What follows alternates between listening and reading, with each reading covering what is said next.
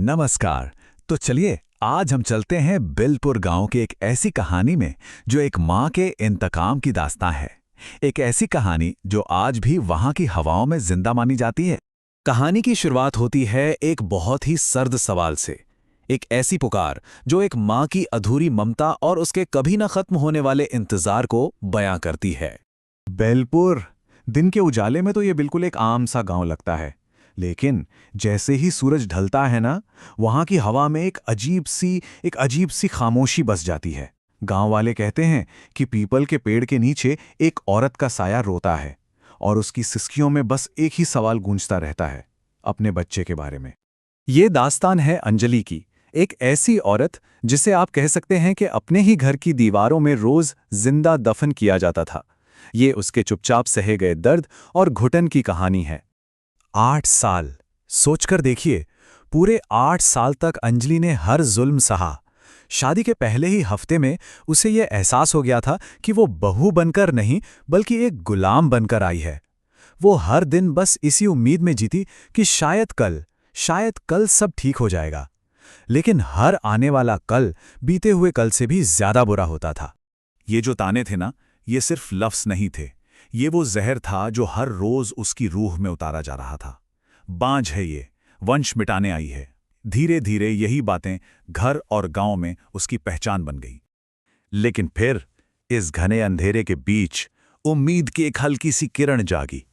एक ऐसी खबर आई जिसे सुनकर अंजलि को लगा कि अब शायद सब कुछ बदल जाएगा। ये वो अल्फाज थे जिनके लिए अंजलि के कान तरस गए थे। डॉक्टर की ये आवाज उसके लिए किसी दुआ से कम नहीं थी।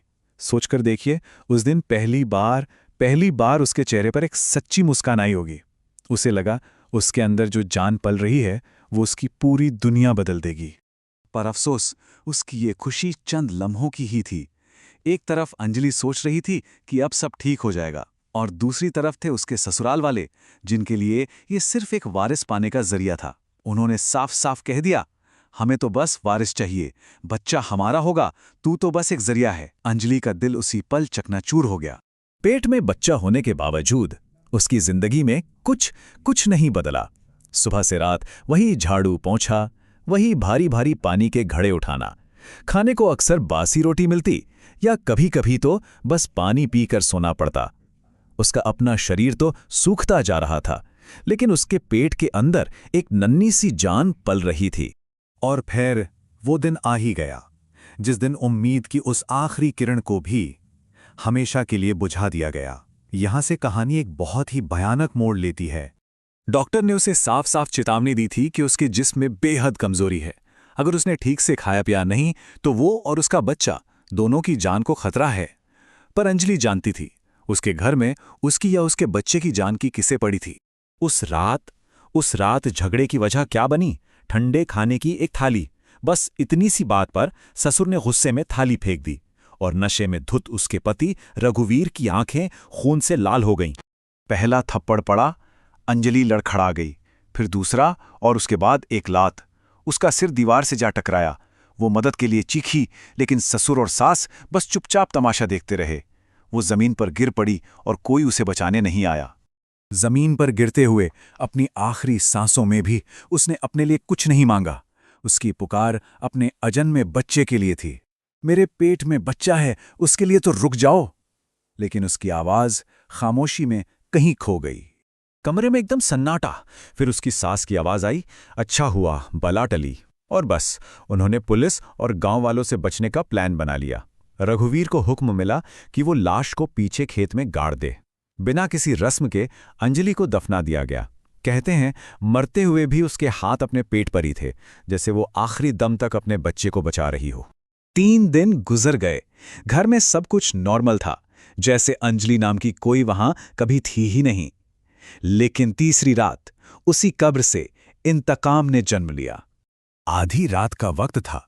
सास की नींद अचानक एक बच्चे के रोने की आवाज से खुल गई।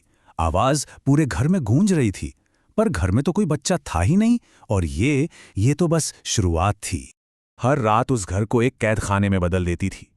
कभी बच्चे के रोने की आवाजें आती तो कभी किसी के दर्द से चीखने की। और फिर एक रात ससुर ने अंजलि को आंगन में देख लिया। उसकी गोद में एक बच्चा था जिसे वो झुला रही थी। और फिर वो आखिरी रात आई। तीनों इतने डर गए थे कि एक ही कमरे में सो रहे थे। तभी अचानक कमरे में बर्फीली हवा भर गई। एक ऐसी ताकत जिसे कोई देख नहीं सकता था, उसने तीनों का गला घोंट दिया। वो चीख तक नहीं पाए। सुबह जब दरवाजा खोला गया तो तीनों की लाशें मिलीं। अंजलि का बदला तो पूरा हो गया, लेकिन उसकी कहानी अभी खत्म नहीं हुई थी। उसकी अधूरी ममता का साया आज भी उस गांव पर मंडराता है। पूरे गांव में खौफ फैल गया। एक तांत्रिक को बुलाया गया और उसने साफ बताया कि ये अंजलि की भटकती हुई आत्मा है। लोगों ने उसकी लाश निकालकर आखिरी संस्कार तो किया, पर उसकी आत्मा को शांति नहीं मिली। आज भी बैलपुर के लोग कहते हैं कि आधी रात के बाद अगर कोई उन खेतों के पास से गुजरे तो हवा एकदम ठंडी हो जाती है और उस मिट्टी की खामोशी से एक साया निकलता है, एक साया जो कुछ ढूंढ रहा है। वो साया आज भी वहां भटक रहा है, आंखों में वही अधूरी ममता और होठों पर बस एक ही सवाल, मेरा बच्चा कहाँ है।